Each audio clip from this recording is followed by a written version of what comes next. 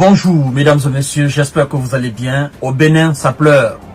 Ça pleure parce que M. Patrice Talon s'est rendu compte que l'épisode des sanctions contre le Niger, ça a affecté considérablement les recettes de son pays. Vous savez que le Niger n'est pas un pays qui fait face à la mer. Il n'y a pas de mer au Niger, d'accord? Et la plupart des produits, des denrées de première nécessité, tout ce qui était consommé au Niger, à l'époque avant même la chute de M. Bazoum, hein, tout passait, la quasi-totalité passait par le port de Bénin. Et donc, avec, n'est-ce pas, la chute de Bazoum, hein, à la tête M. Bola Tinubu et les M. Alassane Dramane Ouattara, les Macky Sall, les Patrice Talon, les Embalo Sissoko de Guinée-Bissau, ils ont formé cette coalition, n'est-ce pas, de sanctions inhumaines et illégales contre le pays frère du Niger. Il y en a qui sont allés même jusqu'à confisquer, n'est-ce pas, les produits pharmaceutiques du Niger. Et les Nigériens n'ont pas oublié cela. Ils sont allés jusqu'à fermer les frontières. Ils ont demandé les fermetures des frontières. C'est que le Burkina a refusé. C'est que le Mali aussi a refusé. Parce que voilà, vous savez que ces trois pays se sont donné la main. Et donc les temps ont passé.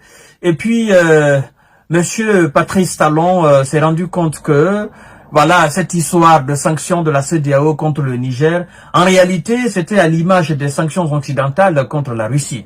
Et donc, les retombées aujourd'hui, les conséquences notamment, c'est sur le peuple béninois et tous ces pays qui ont décidé de fermer leurs frontières au Niger et qui, naturellement, font face à la mer et où le Niger, à travers ces pays-là et à travers les ports de ces pays, n'est-ce pas, transporter ses produits afin d'alimenter son peuple. Et aujourd'hui, M. Patrice Talon est en train de tirer le diable par la queue parce que l'argent qui entrait avant la chute de Bazoum, hein, à travers son port, cet argent ne rentre pas aujourd'hui.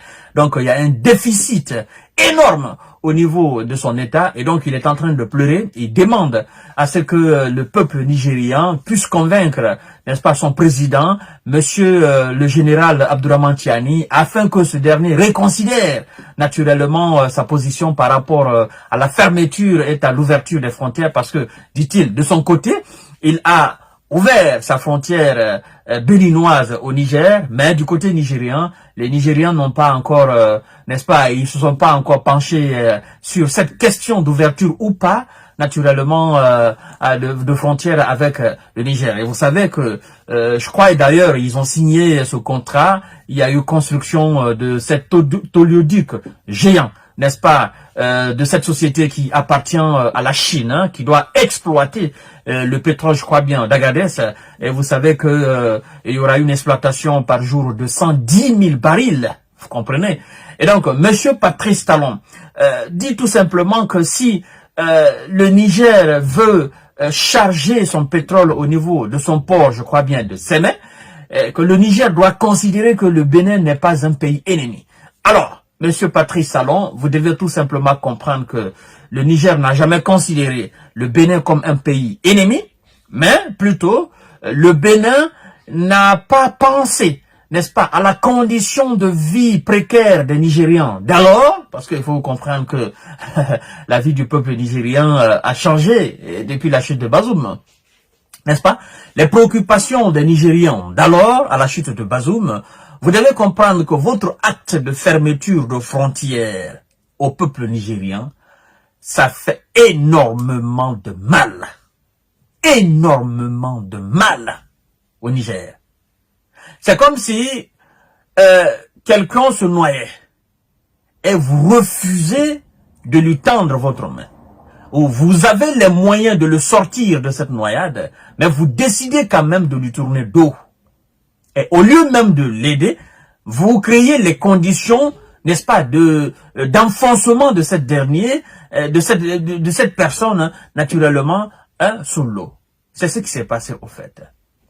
Vous êtes voisins au Niger. Tout le monde peut fermer ses frontières.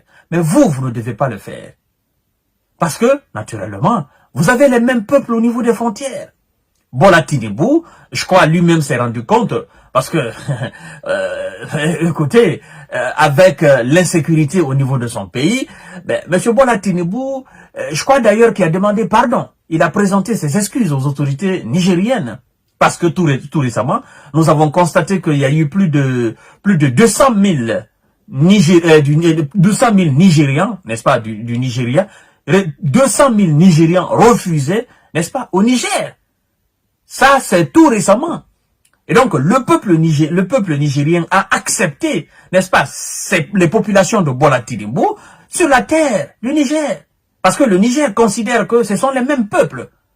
À supposer, par exemple, que le Niger avait refusé ces 200 000 réfugiés. Qu'est-ce qui allait se passer? Ils étaient en danger. Mais le Niger, les autorités nigériennes ont dit, écoutez, on ne peut pas laisser nos frères comme ça. Parce qu'il y a des hors-la-loi qui les persécutent. On ne peut pas les laisser comme ça, là. Hein? Donc, le Niger, avec la participation des ONG, naturellement, a accueilli ces 200 000 réfugiés venant du Nigeria. Le Niger les a accueillis à bras le corps. Si le Niger s'était, par exemple, pris la tête en disant, bon, vous restez là-bas parce que votre président nous a sanctionnés, il a coupé l'électricité, il a fermé ses frontières et puis rien ne passait pendant que nous on souffrait ici, écoutez, vous aussi, vous restez là-bas. Quoi qu'il en soit, même s'il y a Boko Haram, même s'il y a les terreaux derrière vous, on s'en fout. Restez là-bas, chacun n'a qu'à rester chez lui. Si le Niger faisait comme ça, aujourd'hui, écoutez, ces gens-là, probablement, ils ne seraient pas parmi nous. Vous comprenez? Mais ils couraient un très grand danger dans leur propre pays. Voilà. C'est pourquoi nous disons, en fait, les pays africains, réellement, on ne peut pas sanctionner les voisins. C'est pas une bonne image. C'est vrai, vous dites que vous êtes dans une communauté, machin. Mais écoutez, parfois, il faut comprendre les réalités. C'est ça. Maintenant, aujourd'hui, lui, il demande, n'est-ce pas, à ce que les Nigérians puissent ouvrir leurs frontières et normaliser leurs relations avec le Bénin. C'est ce que Patrice Talon demande. Il dit, si vous devez charger votre pétrole dans le port de Sémé au Bénin, vous devez considérer que le Bénin n'est pas un pays ennemi. Écoutez, personne n'a dit que le Bénin était un pays ennemi. C'est vous qui avez employé ce terme ennemi. Abdourahmane Tiani n'a jamais dit que le Bénin était un pays ennemi. Donc, si vous vous êtes mis